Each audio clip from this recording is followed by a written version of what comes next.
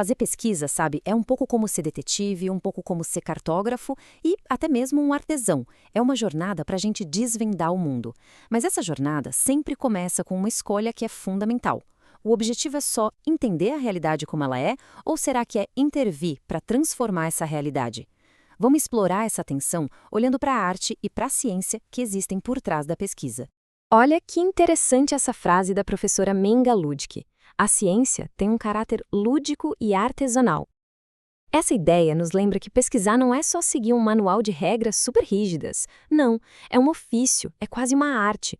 E para ilustrar isso, vamos usar uma metáfora que eu acho brilhante, que compara a pesquisa com uma arte que muita gente conhece desde criança, a de empinar pipa.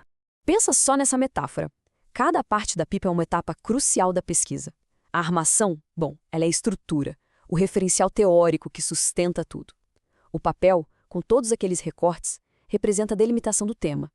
Se os cortes não forem certos, a pesquisa simplesmente não voa. A rabiola dá o peso, a estabilidade, é o lastro teórico que impede que o trabalho perca o rumo. E a linha? A linha é o fio condutor, a pergunta central que guia toda a investigação. E ela tem que ser forte o suficiente para aguentar o peso do desafio. Então, o nosso roteiro hoje é esse aqui. A gente começa com a própria arte da pesquisa, para depois mergulhar nessa escolha fundamental: observar versus transformar. Em seguida, vamos analisar 2 exemplos práticos. Primeiro, o mapa do observador e, logo depois, a oficina do transformador. Para fechar, a gente vai ver como esses 2 caminhos podem, na verdade, levar a um objetivo em comum. E agora a gente chega no coração da nossa análise, essa tensão entre observar e transformar. E olha, essa não é uma questão qualquer não, é uma escolha fundamental que todo pesquisador faz, às vezes sem nem perceber. É uma decisão que define qual vai ser o seu papel, que ferramentas vai usar e até mesmo o que considera ser a verdade. Essa pergunta parece simples, né? Mas as respostas nos levam a 2 filosofias que são, assim, completamente diferentes. O conhecimento serve para quê? Para construir um mapa bem preciso do mundo como ele é? Ou será que ele serve como uma alavanca para a gente construir o mundo como ele deveria ser? De um lado, a gente tem a tradição de interpretar o mundo. Aqui, o foco é descrever de forma objetiva, é buscar padrões. Do outro, tem a tradição de transformar o mundo, que foi muito inspirada por pensadores como Karl Marx. Foi ele quem disse: os filósofos apenas interpretaram o mundo de diferentes maneiras. A questão, porém, é mudá-lo. Nessa visão, o conhecimento só tem valor de verdade na prática, na ação que gera mudança. Para quem busca interpretar, o processo é muito parecido com o de um mecânico. Imagina só, não adianta só olhar o motor do carro funcionando. É preciso desmontar peça por peça, entender para que serve cada engrenagem e só então remontar tudo com um conhecimento muito mais profundo. Na ciência social, desmontar significa usar categorias teóricas para desconstruir um fenômeno e entender como ele funciona por dentro. Vamos começar com o primeiro caminho, então, o do observador. E o nosso exemplo é o do pesquisador cartógrafo. O nome dele é Eduardo Marques, um sociólogo que se dedicou a desenhar um mapa de um dos problemas mais complexos do Brasil, a pobreza urbana. A abordagem dele é a do cientista que quer, antes de mais nada, entender a estrutura por trás do fenômeno. O Eduardo Marques partiu de uma certa inquietação.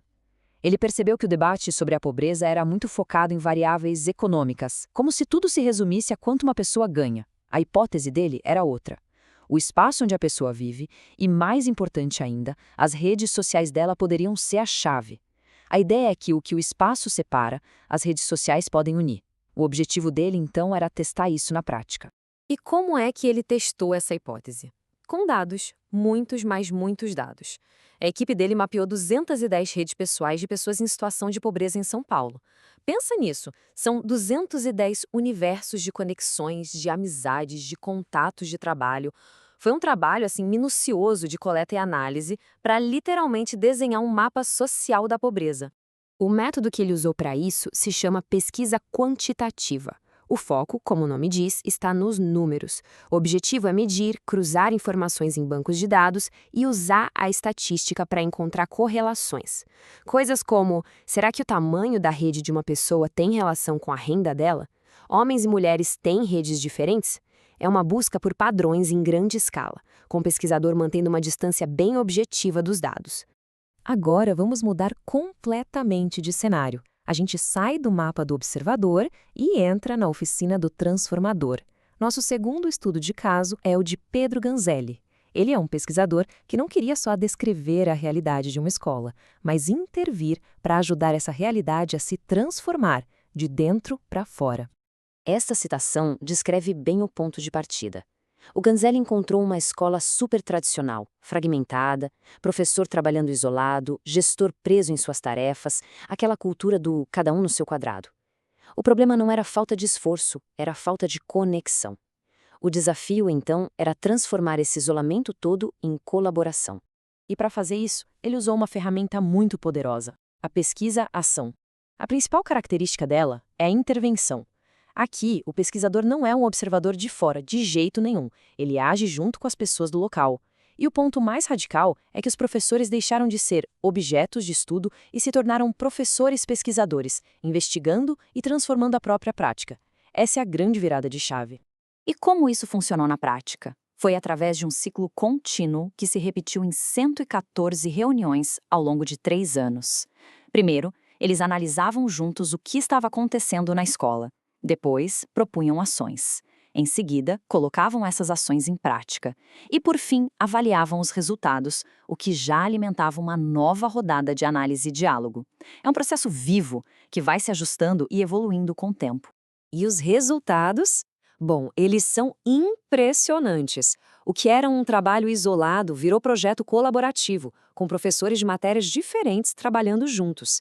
A gestão, que era toda focada em tarefas, se tornou democrática. E talvez o mais importante, eles pararam de ficar buscando modelos prontos de relatórios e avaliações e passaram a construir as próprias ferramentas, que eram adequadas para a realidade deles. Então, de um lado, a gente tem o observador com seu mapa e do outro, o transformador com a sua oficina. Parecem mundos completamente opostos, né? Mas será que são mesmo? No fim, os dois caminhos levam a um mesmo objetivo: a busca pelo conhecimento.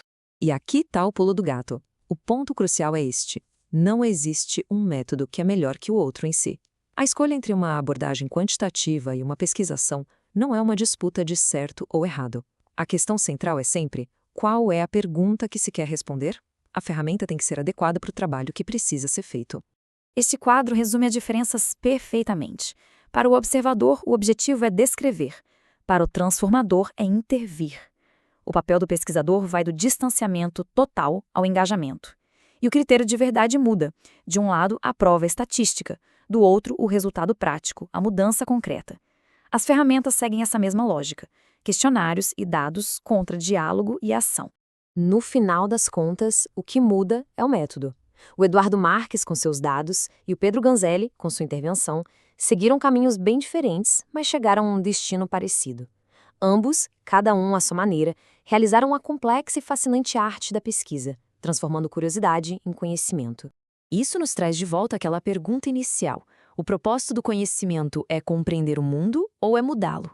A questão final talvez não seja ter que escolher um lado, mas sim perguntar como um mapa mais preciso pode guiar uma transformação mais justa, e como a tentativa de transformar o mundo nos força a desenhar mapas que a gente nunca nem imaginou.